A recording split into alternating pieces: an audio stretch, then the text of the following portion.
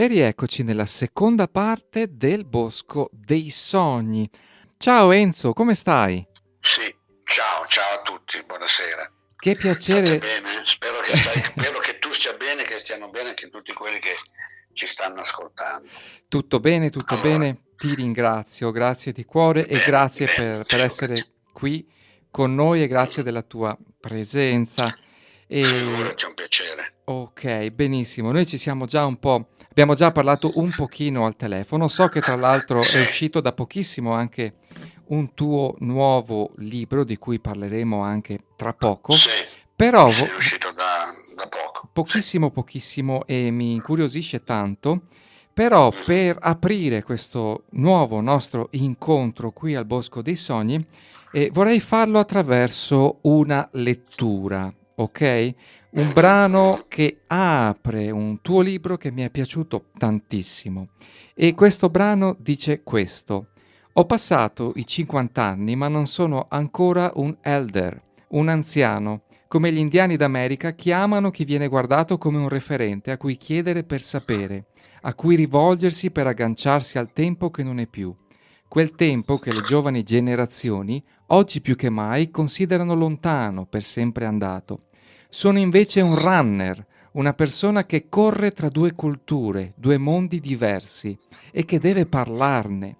Se fossi un Lakota, un Cheyenne, un Blackfoot, un Cherokee, a questo punto della mia vita mi troverei in bilico tra la direzione dell'Ovest, il momento in cui nella vita si devono fronteggiare le avversità e i nemici nascosti, e la direzione del Nord, il tempo delle certezze che restano al di là delle illusioni, ma anche la stagione in cui si scopre improvvisamente di non essere più giovani.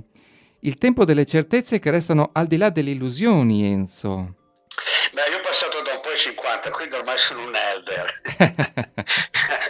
Sì, perché quelle parole lì le scrissi qualche anno fa. Io infatti sono stato chiamato da un capo Blackfoot, ho ricevuto due nomi dai nativi americani. Il primo è Buffalo Runner, che è proprio il runner, il corridore tra due culture, il bisonte, che sta davanti alla mandria, quello che apre, è l'apripista, quello che va avanti e si porta quelli dietro. Questo capo sapeva che io avevo questa passione per i nativi americani, avevo fatto già all'epoca quando lo conobbi avevo fatto 4-5 danze del sole, ne ho fatte 7 e mi disse, quando poi ebbi una visione, gliela raccontai, mi diede il nome, mi disse, sai, il bisonte, il bipede da sempre si nutre del quadrupede, lo insegue per sfamarsi con la sua carne. Il tuo è un pasto spirituale, un pasto sacro, c'è sempre un apripista che è il bisonte che si porta dietro gli altri, ti prenderanno per pazzo per quello che avrai da dire e per quello che farai, e tu lascia che ti prendano per pazzo, ti seguirà uno, poi due, poi tre, poi vedrai che ti seguiranno in tanti perché sei un bisonte corridore. Questo è stato per me una cosa importantissima, perché sentivano dire da un capo di una nazione come i Blackfoot, che noi chiamiamo Blackfoot ma si chiamano Siksika, Ok. che vive fra l'altro nella riserva del Canada, sopra il Dakota, il Nord Dakota. Quindi questo per me è stato un onore immenso. Il secondo nome me lo diede un caro amico che non vedo da qualche anno, che si chiama Danny Many Horses, che è un Rael, Danny Many Horses Rael, che è un Apache mescalero.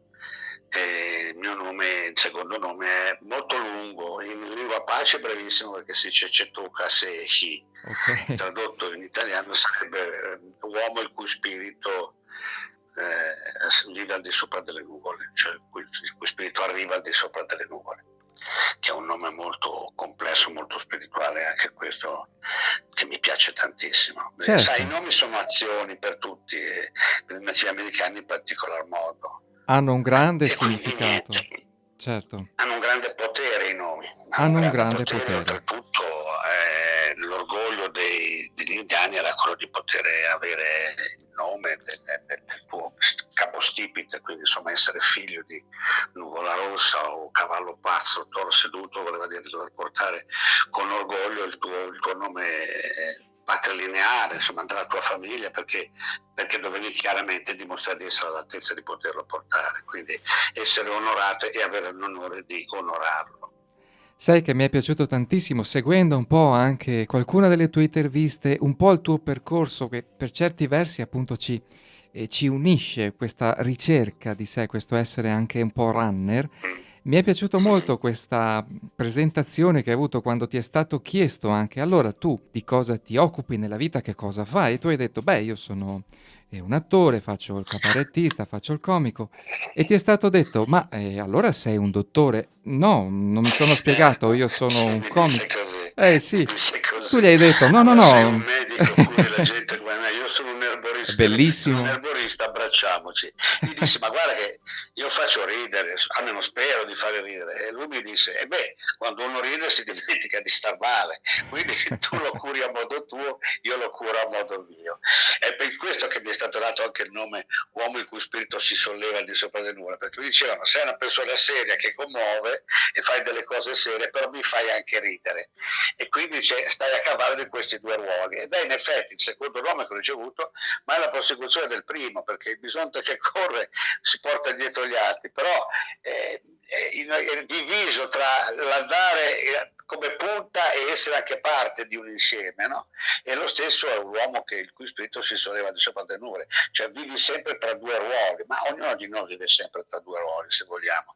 È che portare il nome, se tu credi a queste cose, io ci credo fermamente, è un impegno molto grosso, perché chiaramente il nome, almeno per quelli che me l'hanno dato, viene dall'alto, dal mondo spirituale, non lo danno a caso, e quindi chiaramente è un impegno che tu puoi benissimo anche non accettare. Se lo accetti lo devi portare avanti a livello karmico proprio. pensa che documentandomi un pochino anche su uno dei nativi americani più famoso e più, come dire, plateale nella sua vita e nelle sue azioni, che è Cavallo Pazzo, prima di assurgere al ruolo un po' di guida, nel senso di aver catalizzato la concentrazione, l'azione di diversi gruppi di nativi americani contro l'invasore, lui, in una visione da giovanissimo, aveva visto ad esempio come sarebbe morto, la sua morte. Sì, lui non si chiamava Cavallo Pazzo, questa è stata la traduzione Crazy Horse, errata. certo.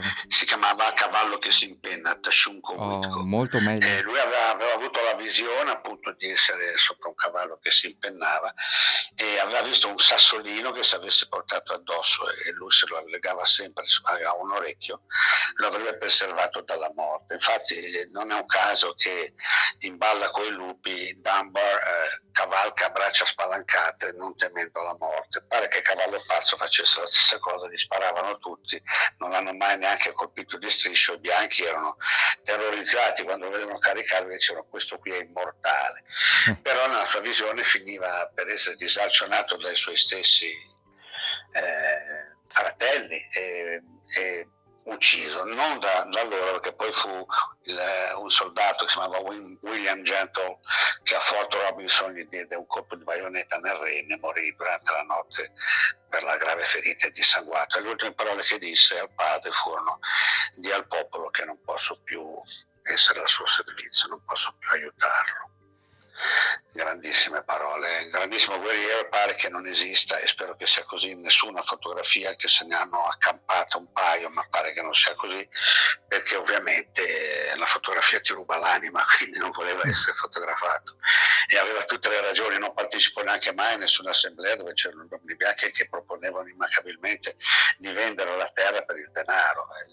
Era un vero patriota, era un vero nativo americano che amava madre terra soprattutto e nient'altro che quello. So che per tua sensibilità, diciamo sin da subito, da che hai avuto appunto coscienza della vita e del vivere, hai sempre provato non grande piacere nel vedere film in cui si vedeva l'indiano No, cattivo, ma sin da no, so dove vuoi giovanissimo. arrivare. Tu hai letto sicuramente una mia parziale autobiografia, a me non piace fare autobiografie, però quel libro lì che si chiama Mi chiamo Bisonte che corre, Mhm. lo scrissi perché mi serviva far vedere soprattutto ai più giovani, far capire, qualora vi fosse il caso di farlo capire, che insomma ci sono momenti della vita in cui devi per fortuna, io dico, sapere fare delle scelte ben precise, e non si possono servire due padroni contemporaneamente. Viene un giorno in cui appunto devi accettare un tuo ruolo, se veramente sai quale sia, perché non puoi tradire te stesso. Quindi a un certo momento della mia vita mi sono trovato a avere un profondo risveglio di cose che già sapevo di avere dentro, ma non ho avuto la certezza partecipando alla prima danza del sole. A quel punto, quando sono tornato, ero estremamente trasformato e non ebbi più voglia di fare certe cose. Presi decisioni molto drastiche di cui non mi pento assolutamente e che mi fecero cambiare, mi fecero scegliere, ecco, è diverso. Ma io già quando andavo da piccolo al cinema, mia madre era disperata, perché ovviamente nel cinema del quartiere davano sempre film western, sai, i bambini fai vedere il film western. Tutte le volte che moriva un indiano mi metteva a piangere, quando moriva Caster, ho detto mi guarda, mi stavo applaudivo. E mia mamma diceva, ma guarda che i cattivi sono gli altri. No, mamma, hai capito male, i cattivi sono quelli con le divise, gli altri sono bravi. Ma non vedi che c'era un cavallo dipinto con gli stessi colori, hanno messo la mano sul cavallo, che è la mano del proprietario, cavalcano senza sella, proteggono le donne e i bambini, proteggono la loro terra. Quelli arrivano, gli ammazzano con il baionetto suonando la marcetta, e dicono sono tanto buoni. Poi dicono si trovano divise, vanno nei postriboli, non si lavano mai, mangiano solo fagioli, non mi sembra un gran popolo. Mia madre era disperata, però avevo ragione io. L'ha capitato mia madre qualche anno dopo. Questa fa parte della mia infanzia, questa roba. Assolutamente sì, perché sai, c'è anche questo è secondo me un grandissimo collegamento, perché noi sentiamo un po' da dove proveniamo, che cosa ci connette un po' alle esperienze della nostra anima, e a volte è talmente palese, talmente lampante che lo si coglie al volo. Ad esempio, tu sin da subito hai avuto un grandissimo collegamento con il popolo dei territori, con i nativi americani. Sì, l'ho avuto fin da subito e l'ho perseguito perché sono sempre interessato alla loro cultura, quantunque in Italia in quegli anni esistessero soltanto 2 o 3 libri. Guarda, io ricordo il primo libro che Babbo Natale, tra virgolette, cioè mio padre, mi lasciò sotto l'albero di Natale, avevo 7 anni, ha un numero molto importante il 7, e era un libro di Piero Pieroni, che conservo ancora, che è Pelle Rossa, titolo improprio, ma allora si chiamavano così, dove si cominciava con molto coraggio a dire: guardate che loro non erano affatto dei selvaggi, erano un popolo libero, ma erano molto civili, e dove alla fine c'erano anche 2 appendici importanti, perché in una ti insegnava a farti i mocassini e nell'altra a farti l'arco, cosa che io feci. Imparai a farmi l'arco, a farmi le frecce, eccetera eccetera, e ero un ragazzino, avevo 13-14 anni quando finivano le scuole, andavo nel paese di mia madre, in Val Camonica, andavo nei boschi ed ero un indiano, non facevo l'indiano, uscivo con l'arco e le frecce, non ho mai ammazzato animali, però seguivo la pista del coniglio selvatico, insomma ero totalmente immerso in quello che era la Sì. mia infantile, bambinesca se vuoi, però immersione, full immersion in quello che era l'indianità, insomma mi sentivo totalmente indiano, quindi l'ho perseguito sempre questa ispirazione. Mi sono laureato con una tesi sui nativi americani e sono andato avanti, poi ho avuto l'onore di prendere parte a 7 danze del sole tra i Lakota Sioux, e poi di ricevere 2 nomi e di essere, lo dico con orgoglio, non con vanteria, perché Ma non mi vanto certo. di certe cose, e poi di essere portatore della Sacra Pipa. Io posso pregare con la Sacra Pipa e questo è un onore immenso che mi è stato dato da un altro Blackfoot, e quindi ho realizzato un sogno che era probabilmente un mio ritorno a un'indianità che avevo vissuto una vita precedente, perché durante una regressione ipnotica era venuto fuori che io ero stato uno sciamano ed ero stato ammazzato durante una tormenta di neve con un colpo al cuore da una carabina di una giacca blu.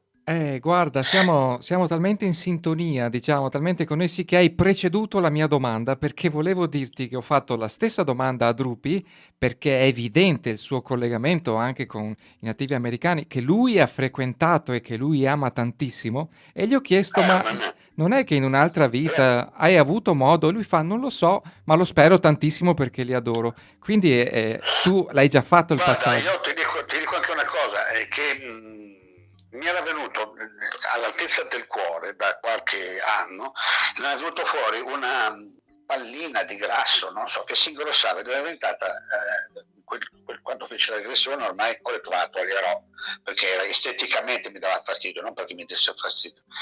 E era rotonda come una palla di fucile, di un Winchester. Quando fece la regressione la mattina dopo, andai in un pronto soccorso in una clinica vicino a casa mia, cioè il pronto soccorso della clinica, dissi al medico, mi conosceva di vista, Braschi, cosa fai qua? Mi toglie una pallottola che ho nel cuore. Questo si mette a ridere e fa, in che senso? Guarda qua. Mi fa, una pallina di grasso, una palla di grasso. Hai ragione, sferica, sembra proprio una pallottola, ma la levi? Mi fa quanto? Ora. Mi punturò, mi fece l'anestesia, me la asportò, mi diede 3 punti alla testa del cuore, e quando sono uscito ho detto, ecco, ho chiuso un karma negativo definitivamente, mi sono tolto anche la pallottola dal cuore. Tolto la memoria eterica. E Esatto, la memoria eterica, sì, perché assolutamente sì. l'anima, tu lo sai, che ha una memoria che non si scalfisce. Noi abbiamo molte cose tatuate sulla nostra anima e ce le portiamo da numerose vite precedenti, e sono quelle che ci insegnano a fare e a non fare, a cercare e a non cercare certe cose. E ad attraversare determinate esperienze come E quella ad che attraversare, stiamo bravo, esattamente. attraversando. E una domanda vorrei fartela anch'io, perché entrare in contatto con queste culture in sintonia con la natura, col ciclo delle stagioni, quindi del vivere integrati e non abusando, è bellissimo, è un qualcosa che ti arricchisce, oltre ad un ritorno di connessione animica. Ma tu, come appunto come Enzo Braschi, come entità viva di questa vita, senti comunque di aver portato qualcosa in questi incontri a cui partecipavi di te, dell'italianità, e hai aggiunto anche tu qualcosa a loro? Quando un capo cerimoniale della Danza del Sole mi disse, io arrivai alla mia terza Danza del Sole, mi spostai dai Minecongio, arrivai ai Lakota Sichangu, che sono 2 branche dei Lakota dei Sioux.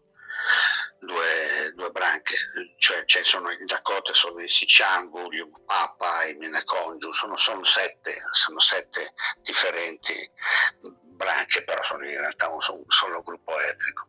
E allora mi disse, ma sulla cartina geografica non c'è questo posto, qui le pianure sono 10.000 km quadrati, sono ondulate che poi non sono pianure, e noi facciamo sempre le nostre Danze del Sole in modo che nessuno le veda. Come ci sei capitato tu qua? E io stavo per rispondere e lui mi fa, che sciocco, the spirit moves, lo spirito muove, tu ci sei già stato e ti sei ricordato e sei tornato. È stata una risposta molto semplice, e mi ha detto, da dove vieni? Dico, dall'Italia. E sarebbe dov'è? Dico, in Europa. Non aveva molta cultura, ma per questo la vai moltissimo, perché non era sporcato da nulla. Sì, dice, dove fanno la pizza? Sì, fanno la pizza e gli spaghetti. Ok. Fantastico. E quindi non lo so se ho portato qualcosa. Io so che quando feci la prima Danza del Sole, 3 visioni, noi li chiamiamo déjà vu, però erano 3 visioni. Io mi ricordai, mi vidi danzare con loro in un certo tempo, dipinto in un certo modo, e crollai in ginocchio piangendo, perché fu una folgorazione incredibile. Arrivarono da me un paio di medicine men, noi chiamiamo uomini di medicina, Sì. perché i francesi chiamavano medicine men, ma si chiamano in realtà Wichasha Wakan, uomini sacri, e mi dissero, che cosa hai visto? Ti senti di condividerla con noi? Perché la visione ha effettivo valore se tu la condividi, la recitare, da cui poi recitare, ma recitare, cioè se la dividi, la compartisci, la condividi con tutti gli altri, allora la rendi effettiva, e se poi addirittura tu la danzassi insieme a loro, ne assorbi il potere spirituale dall'altro. Io la divisi, gliela raccontai, a che l'umiltà degli Ushasha Wakan è tale per cui mi hanno detto grazie di averla condivisa, e mi hanno detto grazie perché dai più potere, più valore a quello che sta accadendo oggi.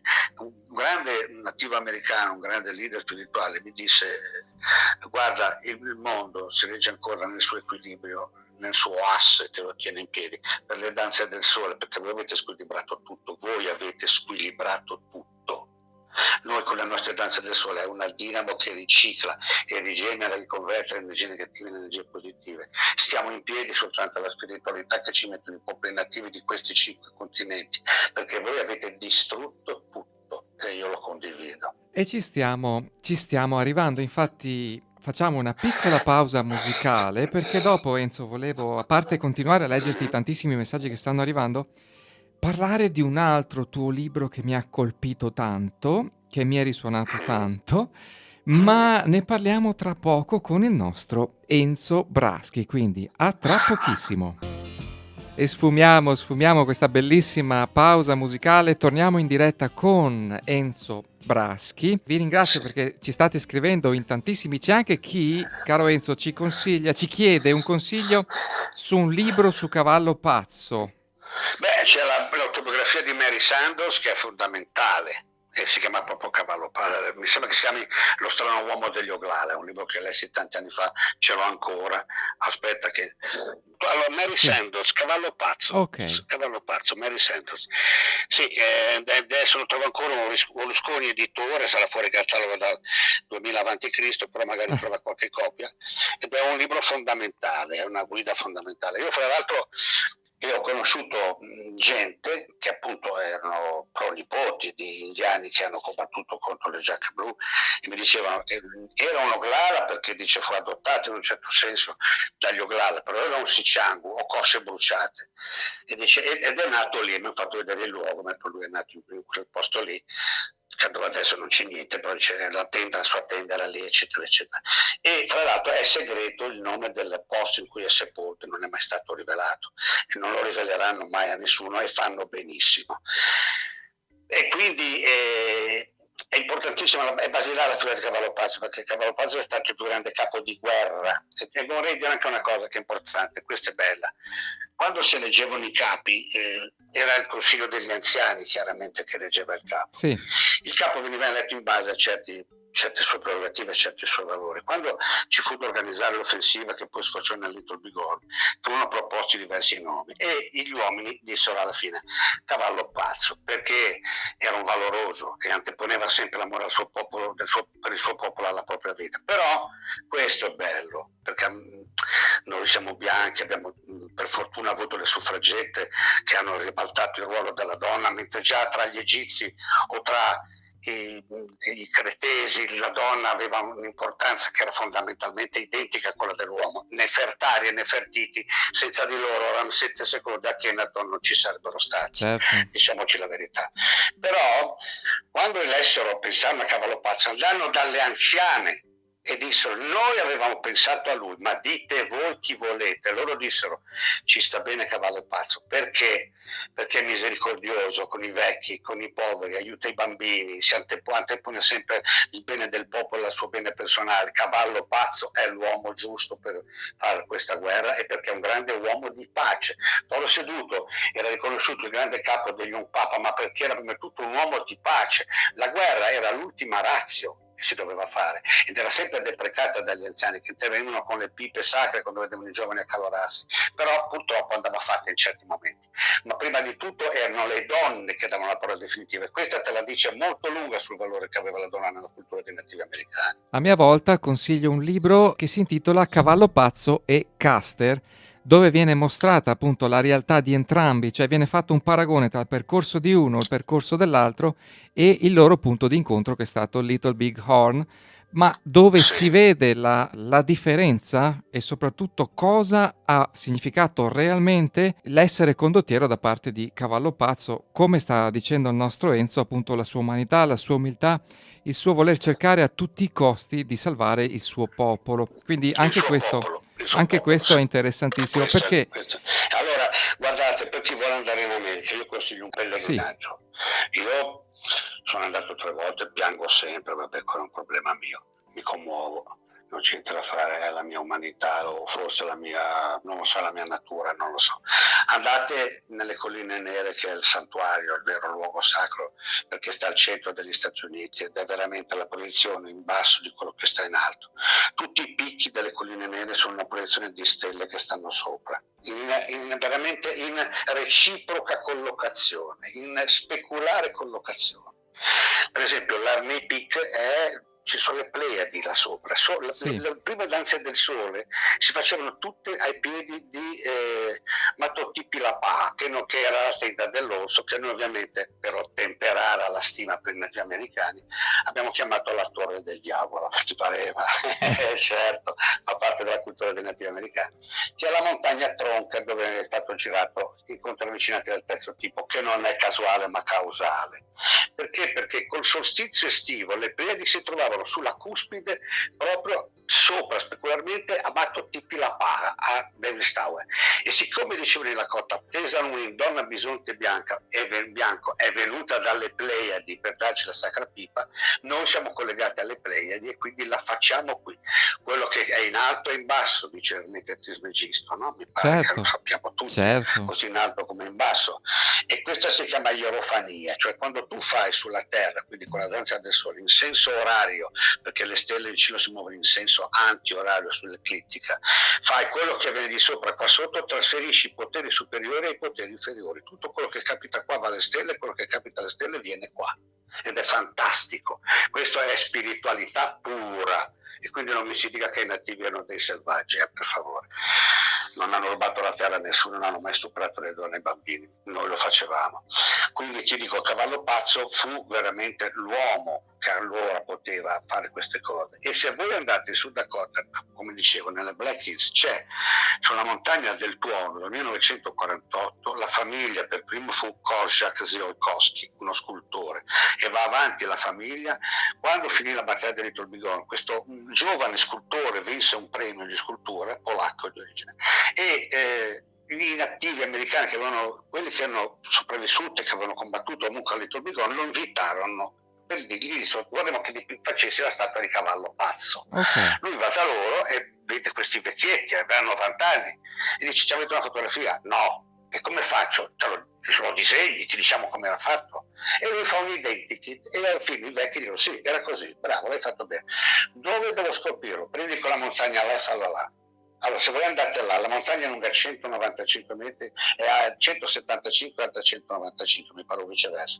È già uscita la faccia, perché dal 1948 si scolpisce, ed è grande come le 4 facce dei presidenti di Monte Roswell, Ok. Monte Rushmore che è lì vicino. Ho detto Roswell, lapsus Sì, ok. e viene fuori e c'ha il braccio.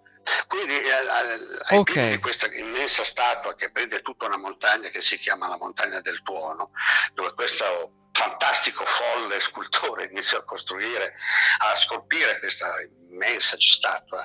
C'è il capo che guarda dritto, Cavallo Pazzo davanti a sé, e allunga il braccio dal dorso del cavallo, indicando qualcosa all'infinito, e la scritta che poi dovrebbe comparire è la mia terra è dove sono sepolti i miei morti. Quindi insomma sta dicendo: questo è il mio paese, è la mia terra, e quindi è l'America.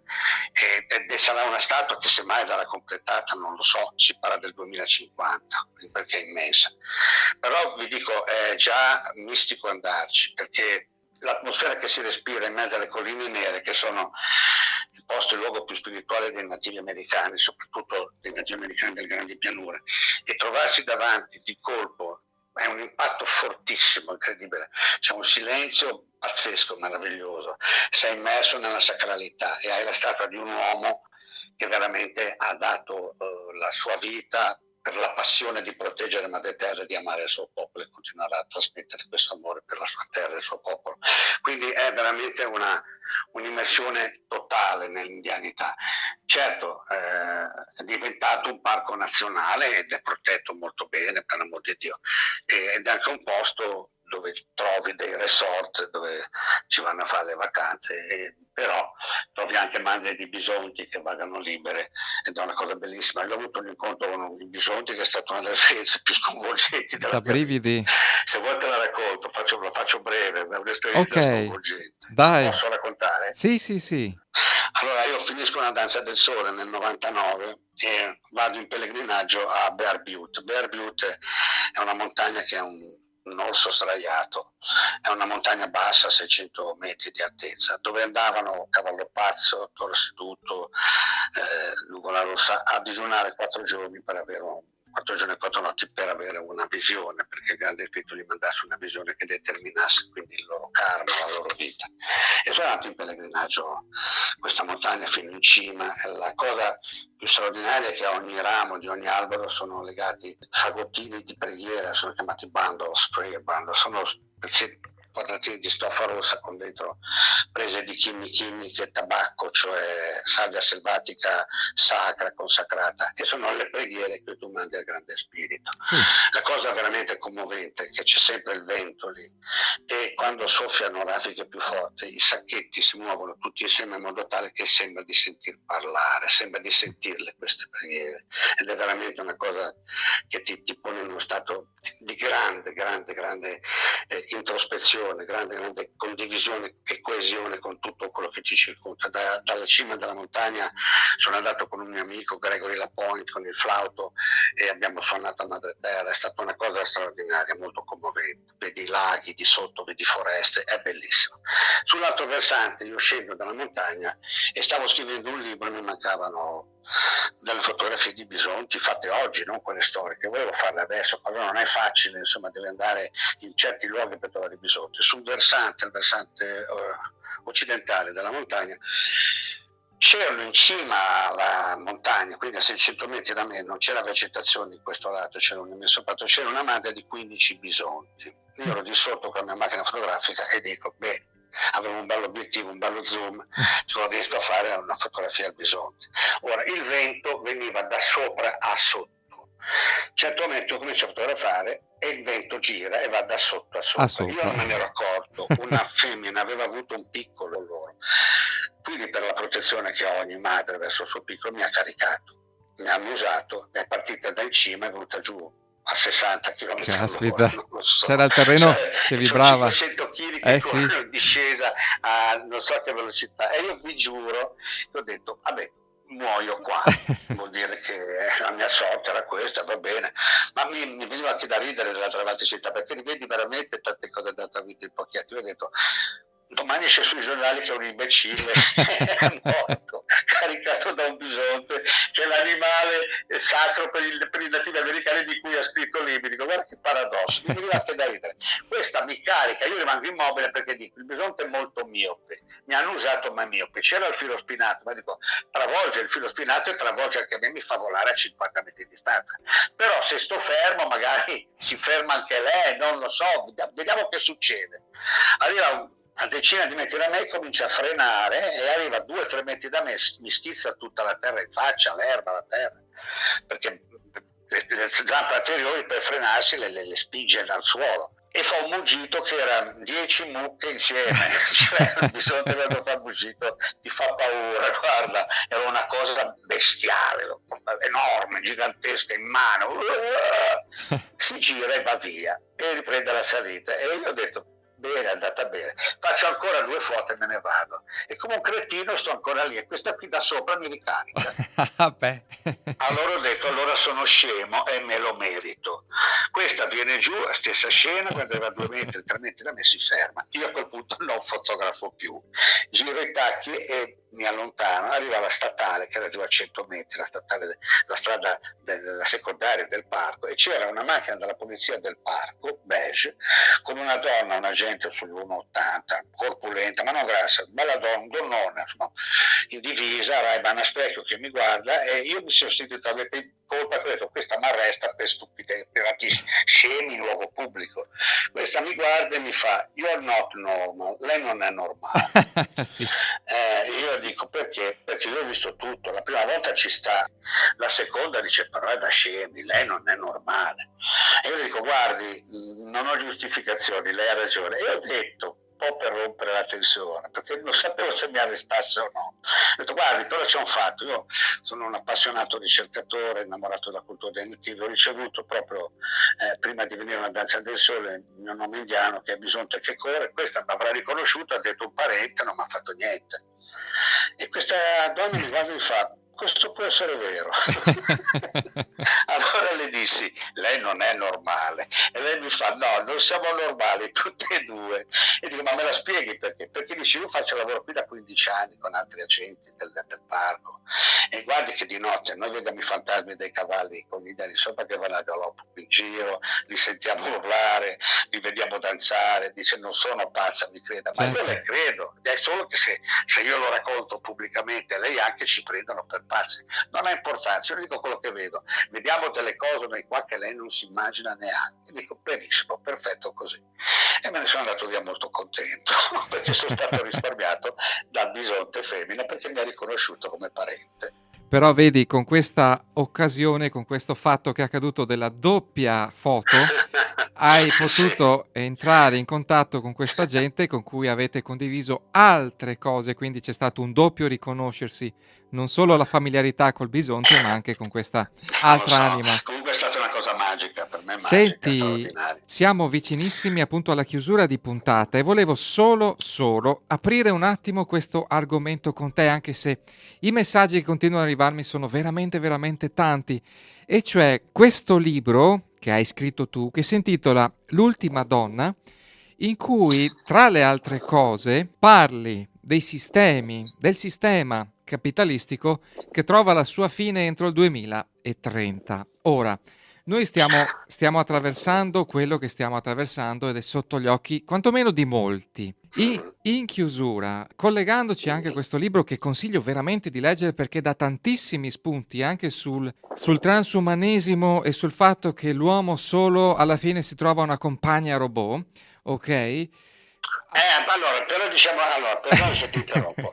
Io vivo in un luogo particolare, Non sei in sono un po' Italia. eremita, mi sono Ok. distanziato da tantissime cose e questo mi dà l'opportunità di scrivere cose che negli ultimi anni non riuscivo più a fare. E ho molti romanzi inediti, i primi 3 di 9 li ho pubblicati adesso, sono Oltre, che è l'incontro di un terrestre con un'aliena, poi c'è La Dea dei Golosi, che è un romanzo d'amore Appena e sull'amore, uscito, e il ok. terzo che ho pubblicato dei 9 inediti è L'ultima donna. L'ultima donna si svolge nel 2051 a Boston, ma non è un libro di fantascienza, è un libro di profezie, me Sì. ne rendo conto a posteriori, ed è dopo il crollo dei grandi sistemi nel mitico Nero 32, cioè 2032, Ok. dove crolla tutto il sistema economico mondiale, l'umanità stenta a risorgere, chiaramente. Quest'uomo, che è profondamente deluso dall'amore, da quello che ormai è la disumanità dell'umanità, si informa per sapere, perché glielo consiglia un amico, dice: ma ti vedo sconfortato, ti ha lasciato la donna, prenditi una sintetica. Ora, sintetica ti dà l'idea della bambola gonfiabile, però mettiamoci in testa che quello che è lo studio dell'intelligenza artificiale sta progredendo a passi da gigante, perché la robotica è un business immenso e avrà dei risvolti, se non ci facciamo fuori prima, immensi. Quindi lui dice: vada a questa azienda che produce bambole, che però sono in tessuto, non sono replicanti, attenzione, c'è una differenza, io la specifico nel libro, non sono i replicanti di Blade Runner. Okay. Questi hanno un database, possono bere e non mangiare, hanno tessuto epidermico come il nostro, vengono confezionate facendo un test sui tuoi feromoni e li mettono in quelli di una appunto intelligenza artificiale, una sintetica. Lei ha un database che è fare l'amore dall'inizio dei tempi a oggi, quindi lei è nata per il sesso. Ma lui, che è un pazzo, dice: io voglio una donna che abbia anche il potere di astrazione. Dice: abbiamo un modello, dice, difettoso, ma dice: guarda che poi diventa una donna, le creerà anche dei problemi. Ma la differenza però tra questa donna e una donna è che questa donna, gli dice il costruttore, ha un database, dice, che riceve informazioni e le elabora in base a quello che lei le dà. Però dice: non ha pregiudizi, non è interessata al suo conto corrente, non è stimolata da differenze razziali o religiose, è l'intelligenza centuplicata di Einstein o di Leonardo da Vinci in un bambino che per la prima volta vede il mondo. Se lei se la sente di condurlo passo dopo passo in questo nuovo mondo per lei, che è la scoperta di quello che la circonda, perché aprirà gli occhi quando lei dice certe parole che sono scritte nel manuale, sta a lei la responsabilità, e nasce una storia immensa che che è la storia di una rinascita, di un nuovo rinascimento. Questo in poche parole. È un romanzo, però in questo romanzo credo di aver messo tante cose che sono la somma di Sì. tante cose che stanno accadendo adesso, non me ne ero accorto. Ed è appunto anche la mia modalità nel, chiamiamolo, scrivere, quindi lo condividiamo. E volevo appunto in chiusura collegarmi a questo tuo ulteriore scritto per chiederti, alla luce di tutto questo percorso che abbiamo fatto oggi assieme, se hai un consiglio, un tuo sentire in merito a questo passaggio di coscienza che stiamo attraversando per viverlo al meglio, per cercare di vedere la luce in tutto questo. Sai, qualunque cosa io dicessi sembrerebbe retorico ed è molto difficile quindi, perché le parole di speranza, sai, la speranza ha fame, è una cosa che ha fame, nel senso che è tale per cui tu pensi che davanti a un pezzo di pane secco come un banchetto di re. La speranza è necessaria, è importante, ma bisogna stare attenti perché è strettamente imparentata con l'illusione e la delusione. Allora, che cosa bisogna fare? Bisogna credere. Credere è il carburante dei pensieri e delle emozioni, è veramente quello che mette insieme il motore e lo fa andare. Credere non vuol dire speriamo, vuol dire io credo che sarà così, io credo che cambierà tutto, io credo di meritare un mondo diverso, io credo, lo voglio perché il mio pensiero muove le montagne, bisogna crederlo.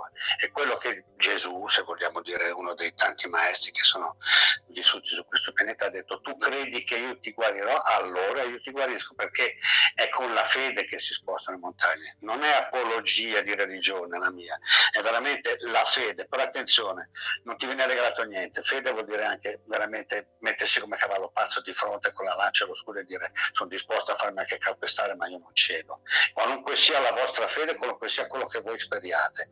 E siccome la speranza si fa sempre per sperare qualcosa che sia buono e il bene, mi auguro che i vostri pensieri siano orientati verso il bene e la risoluzione positiva di quello che stiamo vivendo, ma bisogna volerlo con tutto il cuore. Io quando ultimamente dedico i libri, quando li regalo o me li chiedono perché li hanno comprati, le dediche, scrivo sempre dal cuore, col cuore, per il cuore. E questa è la soluzione, non c'è altro. Grazie, ancora grazie di cuore Enzo per queste tue parole, anche perché credere contiene anche quel crr che sta anche nel creo la mia realtà, credo e Sì, creo. è uno stritolare qualcosa che non va per crearlo di nuovo, capisci? Assolutamente sì. È Urano che spezza per creare una cosa migliore e Saturno la mantiene col sacrificio nel tempo, ma questa è astrologia, vabbè, è un reflusso Abbiamo... che ogni tanto viene fuori perché sono anche appassionato di questi studi. Guarda... Però voglio dire, è veramente credere è tutto, credere e non smettere mai di lottare, bisogna veramente... Guarda, c'è una bella cosa che dico ai nativi e poi vi lascio andare perché vedo che i tempi stringono. Allora, c'è una ragione in tutte le cose, anche nell'ammalarsi, e bisogna morire alla fine. Vedi, mi diceva un capo, l'ho messo anche in un libro queste cose, poi lo dicono non solo loro, ma lo dicono altri, ma questa cosa è stata mutuata dagli indiani. L'ultima battaglia che si combatte con la morte, è una battaglia persa, lo sappiamo, però l'importante è ancora come un guerriero avere la lancia in mano e lo scudo e dire: lo so che mi porti via, ma sono ancora un guerriero e lotterò fino alla fine. Perché? Ma perché è umano che io lo faccia, come è umano che tu faccia il tuo lavoro. Sono un guerriero e voglio restarlo fino alla fine. Caro Enzo, grazie di cuore, tornerò, sai, a trovarti. Mi raccomando, comprate, guardate, leggetelo L'ultima donna e anche La Dea dei Golosi, perché sono due inni all'amore e sono convinto, non è retorica, che sia l'unica e l'ultima cosa per la quale dobbiamo veramente lottare. L'amore non vuol dire soltanto amarsi tra due persone, l'amore è un fiore che nasce, è una marea, è il cielo, sono le stelle, tutto quello che ci circonda. Cioè Dio non è solo in una chiesa, Dio è in un fiore, in una foglia, in un corso d'acqua. E questo l'amore è questo. Un inno alla vita, perché la vita è un miracolo, è distruggente la sua bellezza. Vediamo di non distruggerla, per favore, vediamo di non distruggerla. E siamo tutti qui all'ascolto, ma nell'azione e nel fare. Noi ci sentiamo presto, sai caro Enzo, tornerò appunto a trovarti e a chiederti se ti va un nuovo incontro con me al Bosco dei Sogni. Va bene, grazie a tutti, grazie dell'ascolto, spero di aver detto cose buone.